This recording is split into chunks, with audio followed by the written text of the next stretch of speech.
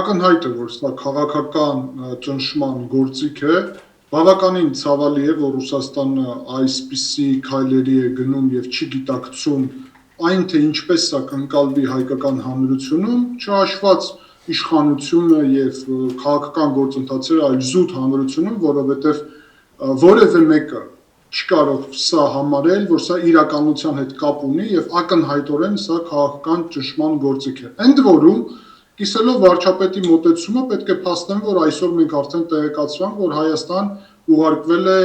NVIDIA շատ բարձր տեխնոլոգիական արհեստական բանականության չիպերի առաջի խումբը եւ տեսնելով, որ մի կողմից Միացյալ Նահանգները առաջարկություններ են անում իօփուտ հայ ժողովրդի, մյուս կողմից Ռուսաստանը փորձում է ճնշել, խնդիրներ ստեղծել հայ ժողովրդի համար, իրականում դա վնասում է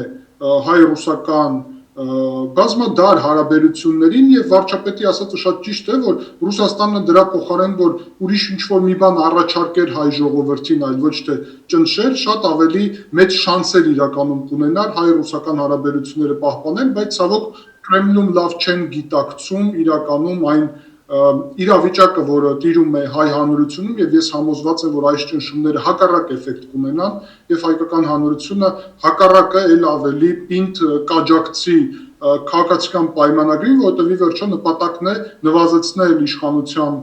վարկանիշը եւ աջակցել այն գործակալական ցանցին, որոնց մասին անձամբ Վլադիմիր Պուտինը հայտարարել է, որ դա պրոռուսական իրենց ընկերներն են, սրանով միայն իրանց են վնաս հասցնում, բայց չեն գիտակցում սա։